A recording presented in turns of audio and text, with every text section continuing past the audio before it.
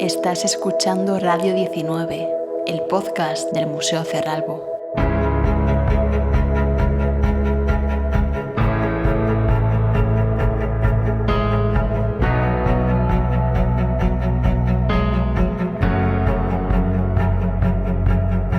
¿Qué tal, cerralbianos? Bienvenidos al capítulo 14 de Radio 19.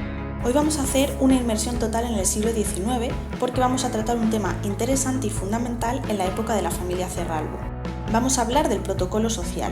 Para ello nos van a acompañar dos expertas en su campo, Carolina Miguel Arroyo, directora del Museo Nacional del Romanticismo, y Cristina Recoder, bibliotecaria del Museo Cerralbo. ¿Nos acompañáis?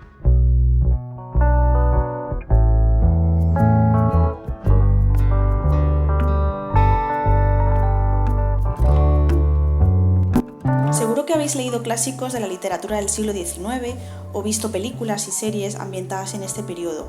Un ejemplo muy reciente y muy conocido serían los Bridgerton. En todos estos ejemplos vemos que el comportamiento de la sociedad de clase alta de la época estaba completamente regulado y sometido a unas normas. Pues bien, hoy hablaremos de todas estas normas que marcaban el día a día de familias, como por ejemplo la de los marqueses de Cerralbo. Pero antes, ¿qué es exactamente el protocolo? El protocolo se define como el conjunto de normas y disposiciones vigentes que facilitan las relaciones sociales, profesionales o diplomáticas y que rigen o se siguen en la celebración de los actos oficiales y en cualquier acto o ceremonia de la índole que sea. Pero no siempre es igual. El protocolo nace de las costumbres y tradiciones. Por eso, en cada país hay normas protocolarias distintas. El origen y evolución del protocolo se puede remontar hasta la antigüedad, pero en Europa podemos decir que el protocolo social como tal se inicia en Francia con Luis XII, que impulsó las normas del buen comensal e hizo hincapié en la etiqueta y el buen vestir. En España, desde la época de los Austrias, el comportamiento regio y de la corte estuvo estrictamente reglamentado, y como solía suceder, la aristocracia y la nobleza enseguida comenzaron a imitar sus comportamientos y gustos en todos los ámbitos: indumentaria, actos sociales, pasatiempos. En el siglo XIX nace la clase social burguesa, que también se sumó a estos protocolos. En la actualidad existen diversos tipos de protocolo: oficial, militar, religioso, social, etc. Y podríamos contaros muchísimas cosas, pero en el programa de hoy vamos a hablar del protocolo social de la clase alta del siglo XIX y XX. Es a partir del siglo XIX cuando proliferan los manuales de cortesía, urbanidad y buen tono, que eran como una guía para los nuevos miembros de la clase alta, porque recogían las normas de comportamiento que toda persona de buena posición debía seguir. Estaban dirigidos a diferentes colectivos según género y edad, y la mayoría se apoyaban en la moral cristiana. ¿Pero en el siglo XX seguían existiendo estos manuales? No. Con el tiempo fueron perdiendo interés y ya a mediados del siglo XX empiezan a ser cuestionados y abandonados. Vamos, que se quedan de modé. Pero en el Madrid decimonónico hubo algunos muy conocidos y muy importantes. Por ejemplo, El hombre fino al gusto del día, también conocido como Manual completo de urbanidad, cortesía y buen tono. Menudo título. Sí, y daba lo que prometía, ¿eh? Era un compendio de obras francesas traducidas por Mariano de Rentería y Fica en 1829. Y otro ejemplar imprescindible en el Madrid del XIX era el Novísimo Manual de Buenas Maneras para uso de la juventud de ambos sexos, escrito por Ángela Grassi en 1859. En ambos se habla de la sociedad de buen tono, de las normas de urbanidad, de moda, del comportamiento adecuado para cada género en cada situación, como por ejemplo los días de campo, las citas, los entierros, el teatro, cómo comportarse en las comidas y cenas, en juegos, visitas, cuando estabas en un baile. Por lo que podría decirse que en aquel momento todo comportamiento y acto estaba sometido a unas normas, tanto en la vida diaria como en los eventos sociales. Así es. Mira, he señalado un pasaje del Manual del hombre fino que describe cómo conducirse en el campo y me parece muy curioso y, muy ilustrativo. ¡Fantástico! ¿Nos lo lees? ¡Claro! A ver, ponedme ambiente.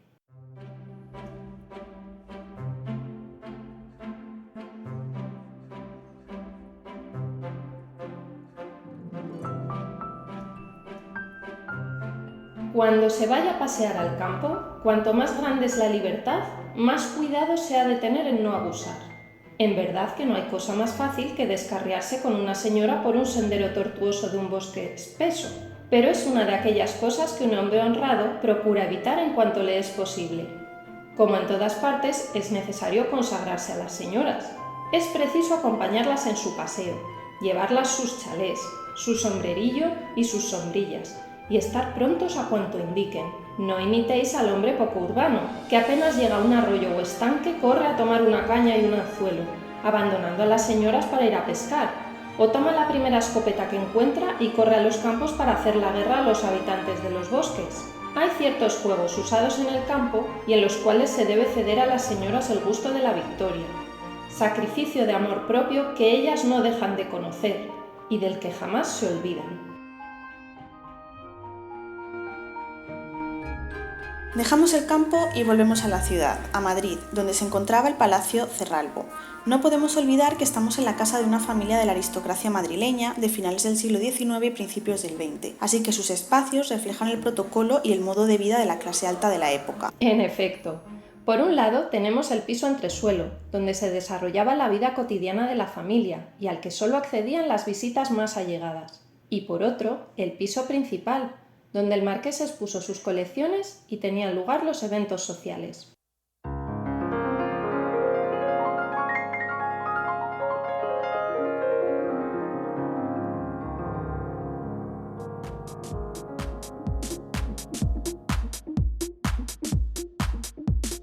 En el piso entresuelo encontramos dos ámbitos claramente diferenciados, el ala de verano, donde en un principio se ubicaban las estancias de Antonio del Valle, que como todo soltero de la época debía disponer de sus propias habitaciones independientes, y el ala de invierno, donde residían los marqueses, Enrique e Inocencia, y la hija de esta, Amelia.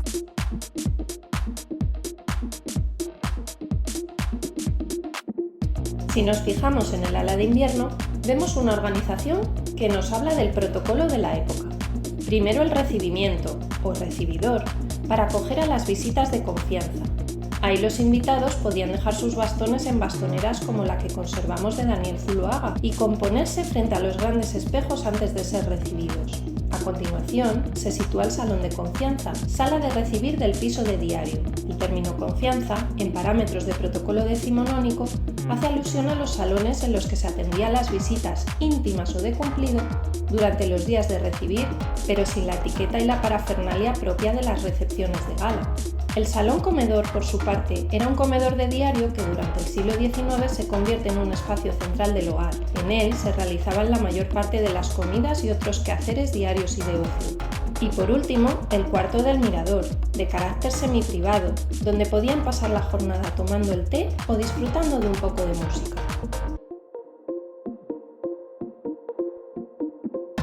Subiendo al piso principal, los espacios se adaptan al protocolo social más formal de las grandes ocasiones, recepciones, fiestas y bailes. Una sucesión de salas en enfilada que reflejan la secuencia del protocolo, desde la recepción de invitados en la armería, donde se celebraba la ceremonia del besamanos, seguida por la sucesión de salas y galerías repletas de colecciones por las que los invitados podían pasear y admirar el patrimonio de los marqueses. Para las damas estaba el salón chaflán, donde podían reunirse a conversar y descansar entre baile y baile. Finalmente se encuentran el comedor de gala y el salón de baile. ¡Oh! Has dicho el comedor y el salón de baile. Veo que llegamos a los eventos sociales por excelencia de la clase alta en época del marqués, banquetes y bailes. Así es, de hecho estos eventos son los acontecimientos más protocolizados de la época. ¿Qué te parece si comenzamos hablando del protocolo en la mesa? Claro, con mucho gusto.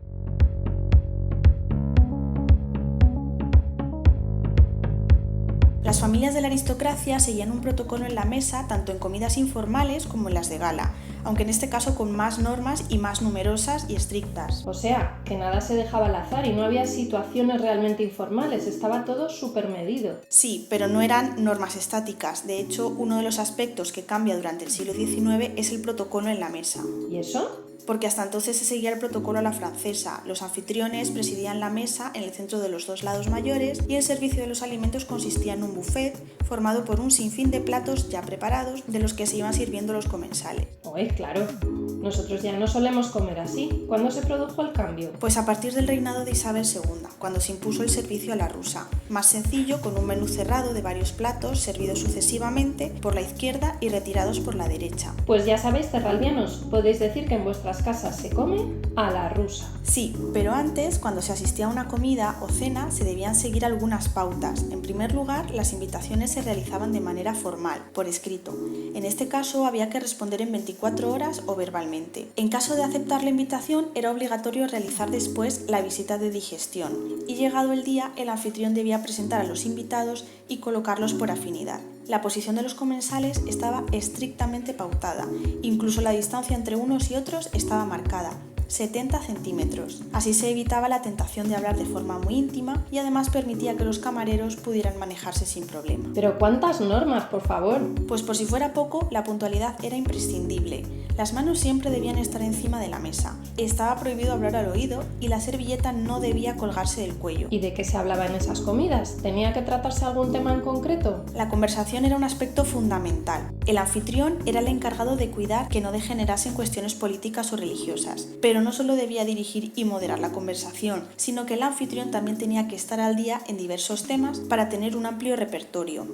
Hablemos de algo más relajado, que me estoy agobiando solo de pensar en toda la preparación que requería sentarse a la mesa y al autocontrol. Vamos a contar a los cerralbianos cómo eran los bailes.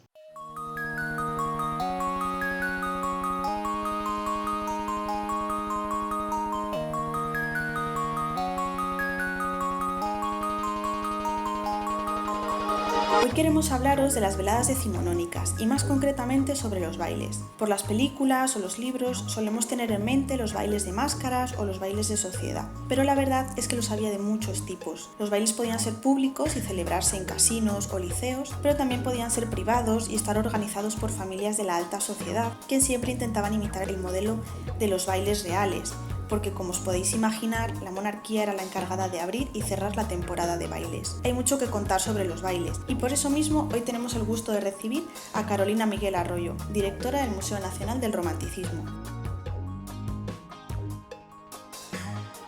Bienvenida, Carolina. Muchas gracias por venir a pasar un ratito con nosotros en Radio 19. Hola María, encantada. Muchísimas gracias a vosotros por invitarme a vuestro palacio. Es un placer, Carolina. Como directora del Museo Nacional del Romanticismo, no había nadie mejor que tú para explicarnos cómo eran los bailes decimonónicos. Un tema que hoy queríamos abordar no solo porque fuesen uno de los eventos sociales más importantes de la época, sino porque estaban tremendamente regidos por unas normas de protocolo, que como sabes es el tema que hoy nos trae aquí.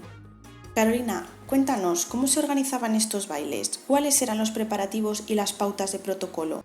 Sí, bueno, yo creo que los bailes eran los espacios de sociabilización por excelencia, porque tenían, aunque mucho protocolo, tenían también un poquito más de libertad y luego veremos cómo. Pero por supuesto, dentro de ese protocolo había que tener unas pautas a la hora de invitar. Por ejemplo, se debía invitar con unos 8 días de antelación de cara a que los invitados pudieran preparar todas sus indumentarias, sus joyas, sus peinados. Hay que tener en cuenta que eran los espacios en los que mayor lujo podían lucir las personas invitadas. Con lo cual, las invitaciones se tenían que enviar, pues eso, con unos 8 días antes. A veces se enviaban con menos tiempo, pero no era recomendable porque eso ya se entendía como una falta de educación, ¿no? De que no se estaba dejando a los invitados que prepararan sus galas con toda la autonomía que debían hacer. Y además los preparativos que tenían que llevar a cabo los anfitriones también eran muchísimos. Pensemos que en Madrid, durante la temporada de invierno, que era cuando se desarrollaban los bailes, porque en verano ya las familias aristocráticas e importantes se iban a sus residencias de verano, podía haber en una sola noche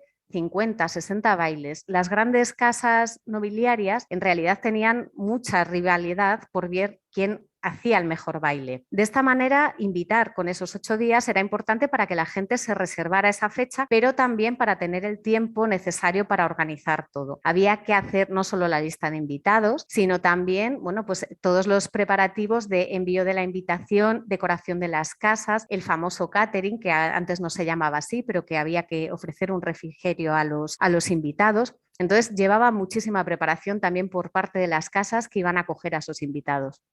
Por lo que nos cuentas, vemos que los anfitriones tenían que encargarse de un montón de preparativos, pero los invitados, estando ya a mesa puesta, imagino que su gran preocupación sería la de ir espectaculares. Pero ¿cómo eran sus preparativos? Seguro que ante una gran fiesta tendrían que invertir también mucho tiempo de preparación. Bueno, la indumentaria era fundamental. Había que lucir las mejores galas. El protocolo de baile era el más rico, podemos decir. Dentro de todas las indumentarias que se podían llevar a diario o durante la noche, la más exuberante siempre era la de baile, sobre todo para las mujeres. Los hombres en realidad sí que ponían un poco los colores más sobrios o más elegantes esos días, pero las mujeres realmente tenían una competición por delante. Además, como decía que había muchos bailes, imaginaos lo que suponía para esas mujeres aparecer con una indumentaria distinta en cada una de esas ocasiones. Así que los costureros, modistas de la época tenían un montón de trabajo y tenían además que hacer indumentarias con mucha rapidez, porque estos bailes, pues muchas veces, pues eso, en esos 8 días de preparación era cuando tenían que realizarlos. Las indumentarias de baile eran las más caras porque se utilizaban los mejores tejidos, pero también tenían que ser tejidos que fueran ligeros y que permitieran el movimiento. Aunque, y aquí sí que tengo que decir, pobres damas de aquella época, porque con esos corsés tan ceñidos, realmente lo de bailar era una cuestión bastante complicada. También la joyería era muy importante porque los aderezos de baile eran los más ricos y de nuevo volvemos al problema, que no había que repetir. Por ello era muy habitual también que se usaran otro tipo de complementos como las flores. Pensemos que en el siglo XIX no era nada habitual poder lucir flores frescas, las floristerías no tenían esa cantidad de disponibilidad y el tener flores frescas a su disposición hablaba de bien que se tenía un comercio con las zonas más cálidas como Valencia o bien que se tenía un jardín en casa bastante cuidado. Con lo cual, con ese tipo de elementos, las mujeres podían cambiar un poco sus aderezos de joya y dar un toque que fuera diferente, pero siempre marcando una realidad social diferente. Y luego otro tipo de complementos, como puedan ser los abanicos, los zapatos y todo tipo de carnes de baile de los que hablaremos un poquito más adelante. Y me gustaría también centrarme en el peinado, porque la parte del peinado, sobre todo para las damas, era de las más complicadas. En este momento, las damas contaban con sus ayudas de cámara, pero también con peluqueros profesionales que las adecuaban sus cabellos para este tipo de eventos. Generalmente los peinados de baile eran muy complejos. En los años 30 quizá fue cuando 1830 fue cuando más complejos fueron y usaban todo tipo de elementos que también hacían muy complicado el bailar, como pájaros completos, las aves del paraíso, por ejemplo, que tenían unas plumas muy llamativas y todo tipo de coronas, semicoronas, tiaras, blondas de encaje, es decir, que eran peinados muy complicados y normalmente recurrían a partes postizas de cabello para completar un poco todo aquello, con lo cual realmente las cuentas que iban destinadas a pagar a esos peluqueros eran muy abultadas. La verdad es que hubiese sido maravilloso poder ver toda esta puesta en escena, los vestidos, los peinados, complementos. No podemos viajar en el tiempo para verlo, pero gracias a museos como el vuestro, el Museo Nacional del Romanticismo, podemos hacernos una idea viendo algunos de estos elementos indispensables en los bailes del 19, ¿verdad? Sí, conservamos muchos de los aderezos de joyería, por ejemplo, que los más ricos, como decíamos, eran los que se podían lucir en este tipo de eventos. También elementos como peinetas y demás para sujetar ese cabello y, sobre todo, además de abanicos y otras cuestiones, los carnets de baile, que eran como una especie de agenda de libretitas en las que a veces también se podían guardar tarjetas de visita, de las que luego hablaremos, y que eran fundamentales porque las damas de la época los llevaban para apuntar el orden de baile. Era fundamental, además, porque en ese momento, cuando las damas lucían sus carnets de baile, también estaban dando mucha información a los caballeros que podían pedirles una u otra danza. Porque, por ejemplo, las solteras usaban normalmente carnets de baile de nácar, mientras que las casadas lo hacían de marfil y las viudas de azabache. Era un lenguaje un poco que ahora nos puede resultar gracioso, pero era una forma de que la gente que no se conociera entre sí pudiera decidir ya con una vista quizá en posteriores cuestiones. Vamos, que en cada época hemos tenido unos códigos propios de comunicación. Ahora, no sé, por ejemplo, tenemos los memes o los emojis para transmitir un mensaje ya preestablecido socialmente, pero antes había otras herramientas para hacernos entender. Los materiales eran en sí mismo un código y los abanicos no solo servían para el calor, ¿verdad? Exacto, bueno, los abanicos también es muy curioso porque es cierto que en España se usaban mucho y de hecho nos diferencia es un poco con el resto de bailes europeos, que en el resto de cosas estamos un poco más parecidos. A los extranjeros les chocaba muchísimo que las mujeres españolas, incluso durante el baile, seguían con sus abanicos. O sea, que es verdad. Y claro, por supuesto, el lenguaje de los abanicos con todas esas cuestiones de cómo se movían las varillas, el cerrado, el abierto, qué partes de la cara se señalaban, también eran códigos que ahora mismo desconocemos, pero que en su época eran parte fundamental de la comunicación entre las personas. Qué interesante, Carolina. Oye, vamos a continuar hablando de esas normas, de protocolo de los bailes. Cuéntanos un poco más sobre las fases que componían la velada. Pues mira, normalmente los bailes comenzaban en torno a las 9 de la noche. Las calles, por ejemplo, aquí en Madrid, ¿no? Donde está el Cerralbo, donde está el Museo del Romanticismo, como sabéis, muchas calles no son especialmente anchas. Imaginaos lo que eran esas comitivas de calesas y de carruajes que tenían que llevar a los invitados al baile. Algunos, los que menos economía tenían, alquilaban esas calesas para el momento, pero no era lo habitual. Las casas de la época, como por ejemplo aquí el Museo del Romanticismo, tenían una puerta de entrada para que esos carruajes llegasen a la escalera de honor, pero ese carruaje tenía que volver a salir por el mismo espacio, con lo cual era bastante lenta la entrada de los invitados. Otros palacios, como por ejemplo, para quien lo conozcan, el Palacio de Fernán Núñez, tuvieron que hacer, una entrada de carruajes y una salida. Eso facilitaba muchísimo la circulación de las visitas. Normalmente los anfitriones les esperaban a los invitados en esas escaleras de honor, les acompañaban. No era adecuado que las mujeres fueran solas, con lo cual el anfitrión, si llegaba una mujer que por lo que fuera había enviudado o cualquier otro motivo, ¿no? Que su esposo se encontrara indispuesto, era el anfitrión el que la cogía del brazo y la introducía en la sala de baile. También en muchas películas en las que se hablan de estos temas, se puede ver cuando una mujer entra sola al baile, es una declaración de intenciones, ¿no? Nos está hablando un poco de que esa mujer es de armas tomar, pero no era lo habitual. Luego, la escalera de honor además se engalanaba normalmente con espejos. Tenemos que pensar que los espejos eran un elemento muy rico porque no eran habituales, sobre todo en la primera mitad del siglo XIX. Tener grandes espejos era un símbolo absoluto de riqueza y además se ponían muchísimas velas y flores, todo engalanado para la ocasión. Y luego a la entrada del baile, normalmente ya en la sala, en el salón de baile, estaba el bastonero, que era quien organizaba un poco los asientos y demás. Los anfitriones en realidad tenían mucha tarea por delante, eran los que tenían que organizar no solo la llegada de los visitantes, sino también el propio baile en sí. Debían ser ellos quienes iniciaran el baile con las personas más importantes que hubiera en la sala. En los bailes, por ejemplo, de palacio, que eran el epítome, ¿no?, de los bailes de sociedad, era la reina Isabel II la que abría siempre el baile con el presidente del Consejo de Ministros. Tal era de importancia ese primer baile que en España hubo una crisis porque Isabel II, después de bailar con el que era en ese momento el presidente del Consejo de Ministros, el general O'Donnell, bailó en segundo lugar con su rival, con Narváez. Esto para que nos hagamos a la idea de la importancia que tenía. O'Donnell presentó al día siguiente su dimisión. Luego, una vez en la sala de baile, las mujeres podían quedarse sentadas, normalmente se disponían sillas alrededor de las paredes para que pudieran estar acomodadas, pero también los anfitriones debían velar porque ninguna mujer se quedara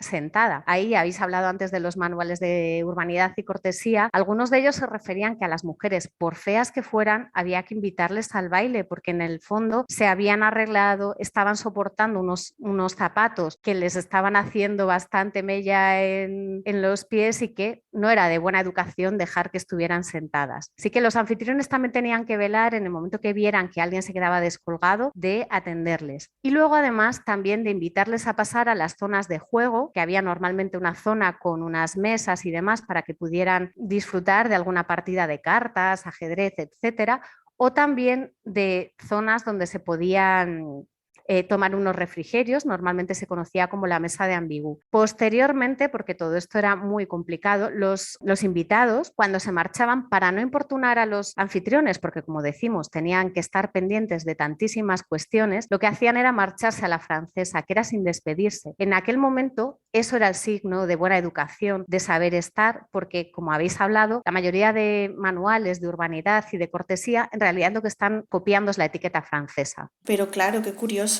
porque lo que antes podía considerarse un comportamiento de cortesía, ahora se considera de muy mala educación. Exacto. Eso de irse sin despedirse ni dar las gracias, yéndose los invitados a la francesa. ¿Cómo se agradecía la invitación al baile? Si había una cuestión muy decimonónica, igual que el pasear, era el visiteo. El visiteo estaba, para todo. Existían visitas para agradecimiento, como en este caso, por haber sido invitado a un baile, pero para cualquier otra cuestión que nos podamos imaginar, como también por haber sido invitado a un banquete de los que habéis hablado, o por fallecimiento, o por un nacimiento, o por una boda. Todo se hacía mediante una visita.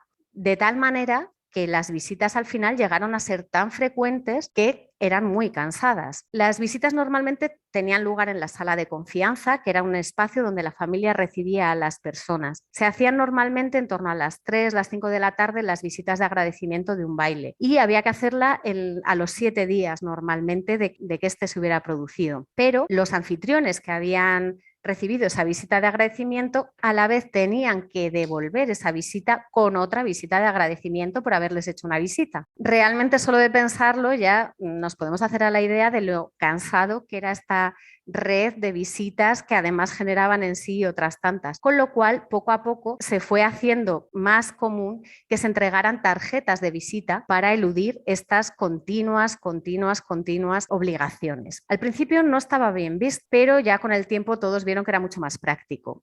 Las primeras veces normalmente se entregaban al personal de servicio que recibía en la puerta y este se encargaba de escribir encima de la tarjeta y a la vista de las personas que la entregaban las letras E, P, que significaban que esta había sido entregada en persona. Como diciendo, han venido, lo que pasa es que no querían importunar. Con el tiempo ya incluso eso se deja de hacer y simplemente el personal de servicio de una casa lleva tarjetas de visita a otra casa. Hablábamos antes de los abanicos, de carnés de baile. Las tarjetas también van a tener en sí mismas un código para tener que escribir. Ya era tal el hartazgo que me imagino que tenían las personas de aquella época que con un sistema de dobleces, según la esquina que doblaran, pues estaban agradeciendo una u otra cuestión. Por ejemplo, en lo que nos afecta en el baile, aunque había varias formas de hacerlo, una de las más comunes era agradecer la invitación doblando las 2 esquinas inferiores de la tarjeta. Claro, entiendo que la tarjeta de visita surgiría como una necesidad. Con un sistema de visiteo tan desarrollado y finalmente tan complejo, llegaría a ser insostenible ese sistema de visitas. Aunque luego también con las tarjetas se llegase a crear todo un sistema protocolario, con esto que nos cuentas de las dobleces. Vamos a ir concluyendo, así que te lanzo la última pregunta, Carolina. ¿Por qué fueron tan importantes los bailes para la sociedad decimonónica?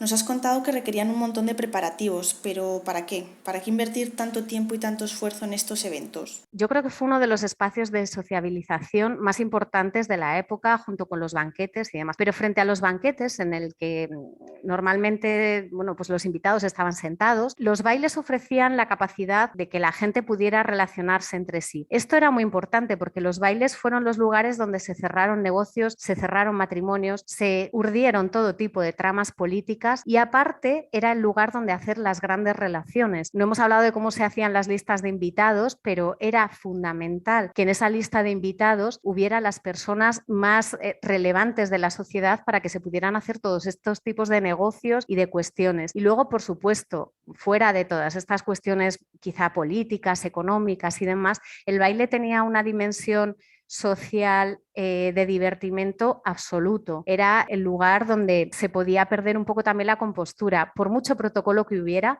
el protocolo siempre estaba para romperse. Prueba de ello es que estos bailes que nos imaginamos tan encorsetados y demás podían acabar a altísimas horas de la madrugada. No nos imaginamos a esas personas saliendo de madrugada de la casa de un anfitrión, pero así era. Yo creo que estos bailes serían el escenario, la hoguera de las vanidades, el desfile de todo un poco lo que era una sociedad que estaba muy dedicada al ocio, pero también con todo lo que aquello conllevaba, ¿no? Que son cuestiones que para la sociedad actual nos resultan muy ajenas, que realmente para ellos tenían una importancia vital. Carolina, nos has contado muchísimas cosas, te damos las gracias. Ha sido un placer escucharte y dar un poco de luz a este tema tan interesante que precisamente está muy bien reflejado tanto en el Museo Nacional del Romanticismo como en el Museo Cerralbo. Sí, tenéis un salón de baile maravilloso con una zona además para la orquesta. Bueno, ¿Quién hubiera podido asistir a un baile Bueno, igual no, ¿eh? Lo estoy pensando ahora con todo lo que conlleva, igual me arrepiento, pero desde luego tenéis un salón de baile maravilloso y me hubiera encantado poder mirar por una mirilla y ver cómo se hacían esos bailes en el palacio, en el hotel del Marqués de Cerralbo. Bueno, para eso tenemos nuestros museos, para que las personas puedan tener al menos una pequeña ventana al pasado. Muchas gracias, Carolina, nos vemos en la próxima. Hasta luego, gracias.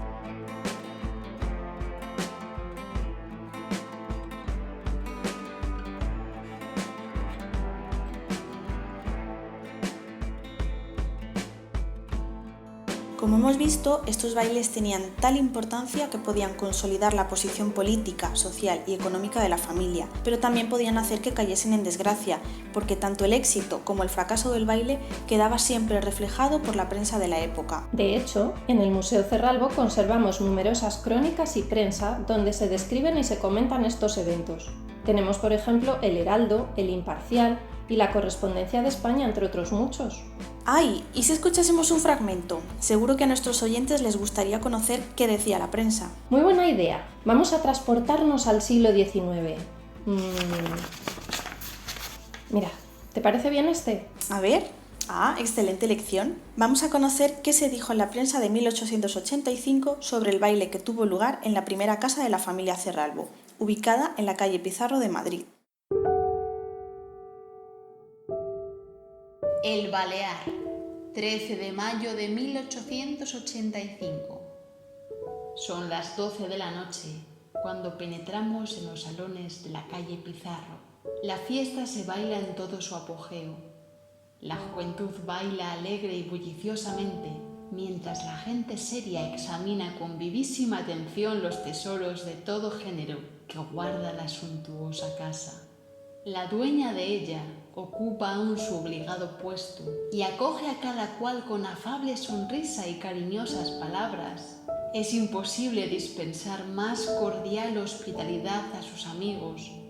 Entretanto, el Marqués de Cerralbo contesta las innumerables preguntas de los que admiran por primera vez tantas curiosidades y maravillas, porque allí hay de todo: lienzos de Van Dyck, Zurbarán, Tiziano, tapices de gran mérito y valor, en fin, un monetario como no existe otro caso en Madrid.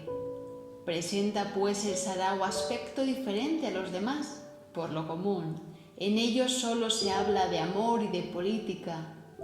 En el de anoche se hablaba mucho de artes, y algunas señoras se quejaban de verse desatendidas por los que constituyen un círculo habitual, entretenidos en escudriñar en los diversos aposentos cuanto merece excitar el interés de hombres ilustrados e inteligentes. Sin embargo, el baile no perdía nunca su animación y sucedíanse los valses y las polcas sin interrupción ni intervalo. Los accesorios y detalles de la fiesta correspondieron al buen gusto y esplendidez de los anfitriones. Excelente orquesta, exquisito buffet, lograron satisfacer las exigencias de bailarines y gastrónomos, siendo digno de remate de todo un cotillón rico en caprichos y juguetes que, empezando a las 2 de la madrugada, concluía cuando el día no estaba lejano. Nuestra ligera descripción no dará sino muy imperfecta idea de lo que ha sido la fiesta de anoche, una de las más brillantes y completas que ha habido en esta capital. Madre mía, ha sido como si nos hubiésemos colado en la fiesta y nos hubiésemos quedado en un rinconcito mirando. Total, asomadas por un instante a la vida y época de los marqueses.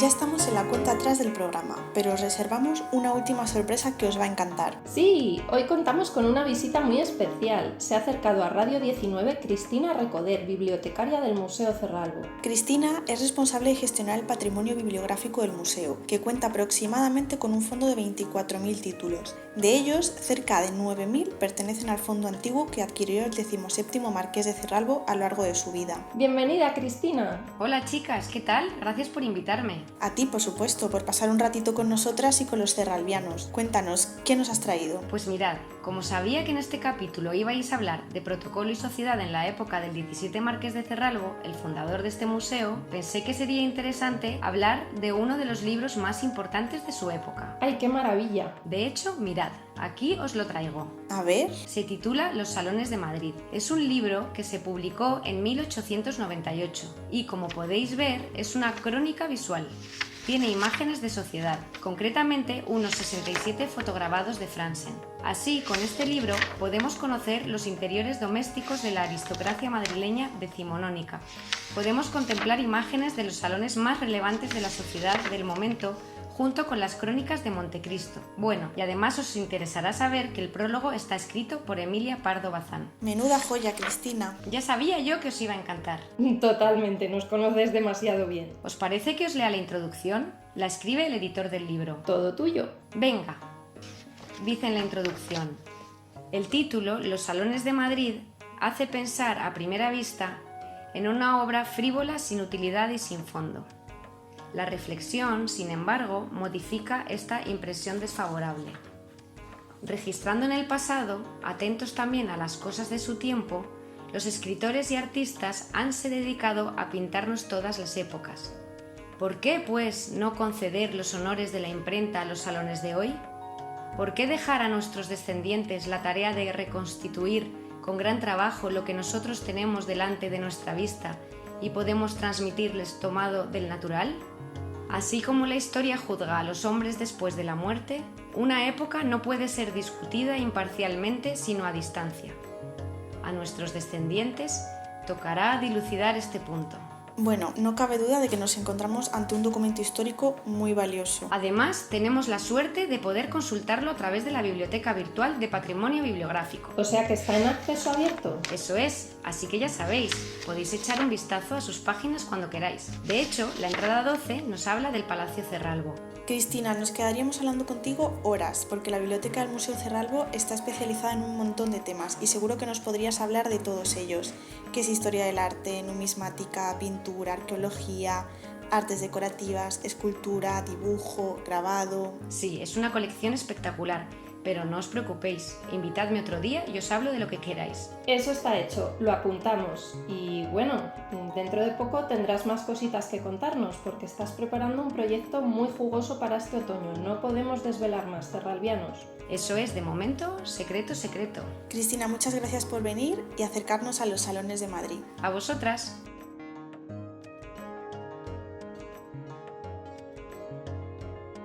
Y muchas gracias a nuestros oyentes por acompañarnos. Sí, ya llevamos 14 programas y siempre es un gusto teneros al otro lado, ahí escuchándonos. Si os ha gustado este programa o conocéis a alguien a quien le pueda resultar interesante, no os cortéis en compartirlo y en suscribiros.